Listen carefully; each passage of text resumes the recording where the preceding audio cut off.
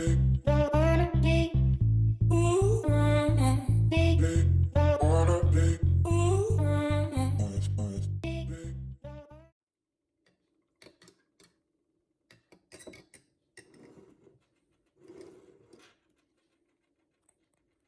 les filles, j'espère que vous allez bien.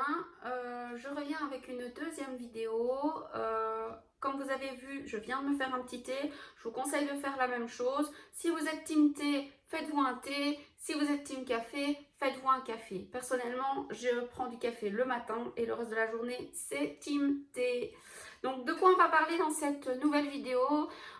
C'est juste une abonnée hier qui me disait qu'elle avait un petit problème de placement avec son volumateur et je n'ai rien inventé, mais je trouvais ça sympa de vous montrer comment moi je fais.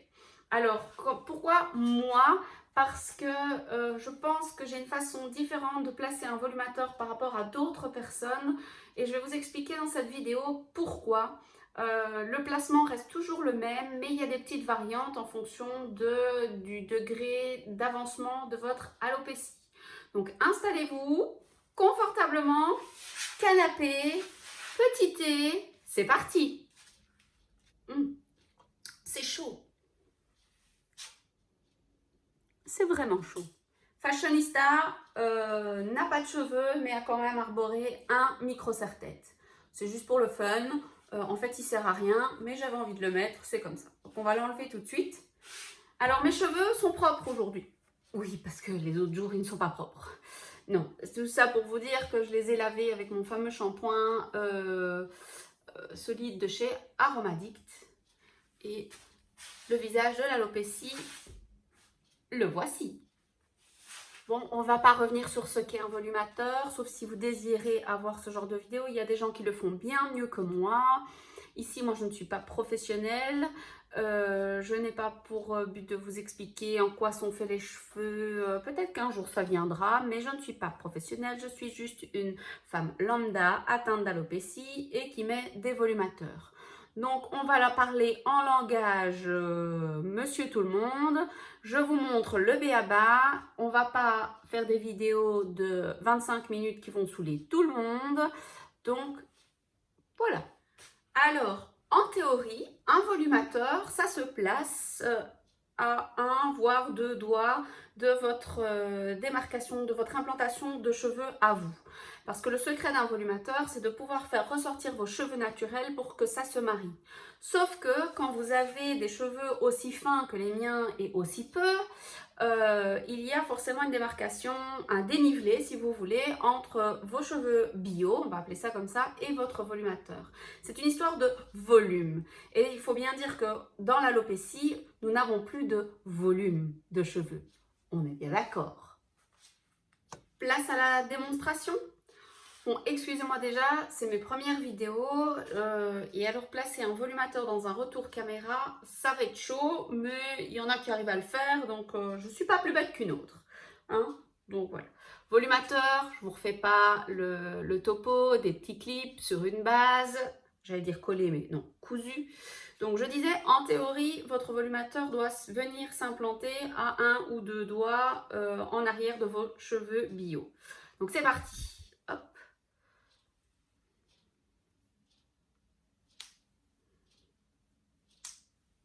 On pose les petits clips, donc vous avez vu. Hein. Donc en fait, ce sont des petits clips, comme des petites pinces à cheveux. Donc celle-là était déjà clippée, mais voilà.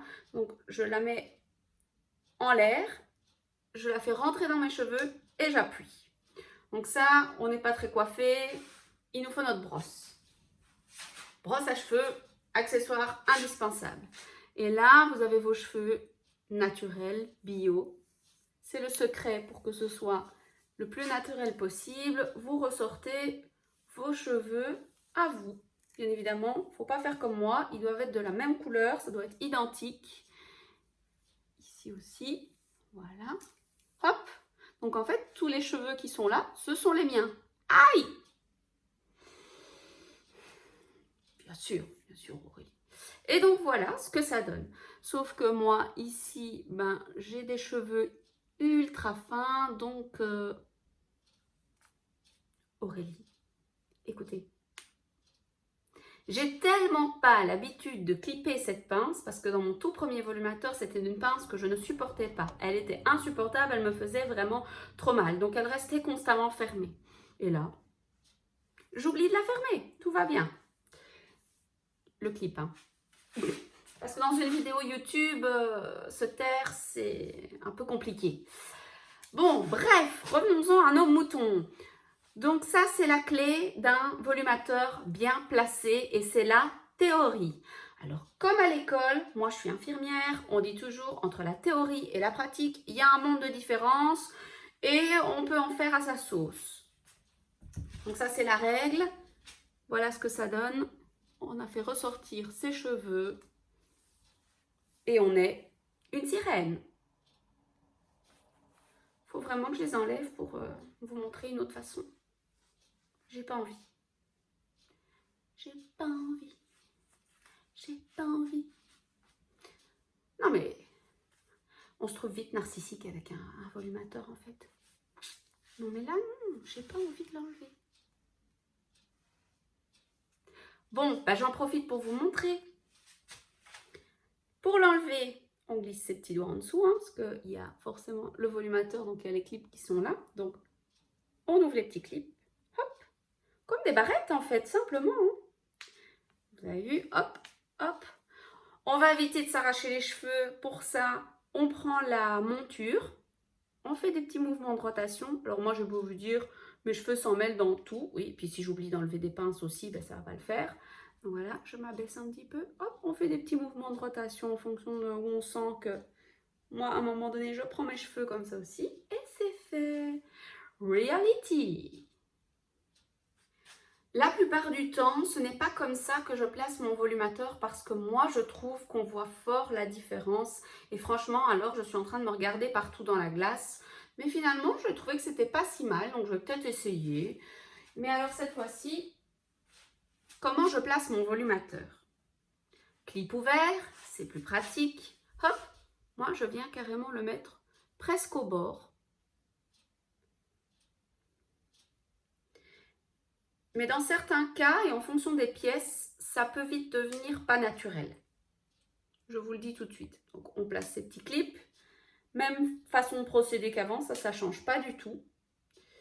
On soulève la petite pince, on veille à ce que la monture soit bien plate sur la tête. Là, tout de suite, on voit quand même que c'est différent. Bien que hier, si vous avez suivi mes aventures sur Instagram, je l'avais placé comme cela. Et l'éducatrice à l'école m'a dit que c'était hyper naturel et que ça ne se voyait pas. Donc, comme quoi. Donc, voilà, voilà.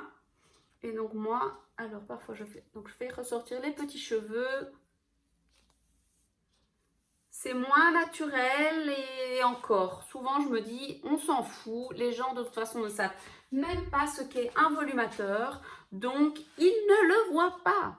Donc, je ne sais pas, mais en commentaire, vous pouvez me dire, par exemple, si vous préférez la version 1 ou la version 2. Donc, je me rapproche. Donc, il y a les petits cheveux qui sortent, hein, parfois, quand je peux. Je vais y arriver. J'en fais sortir le plus possible. Et ça, c'est la façon dont je mets mon volumateur le plus souvent. En tout cas, celui-là et le premier que j'ai eu de chez PM Productions aussi.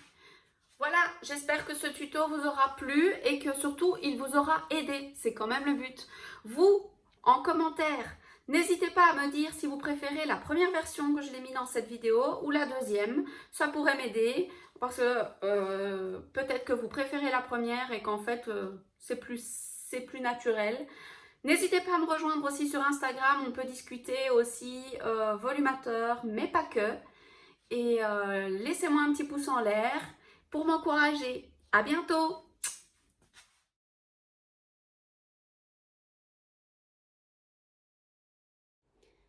Merci d'avoir regardé cette vidéo. À la prochaine pour d'autres aventures. À bientôt!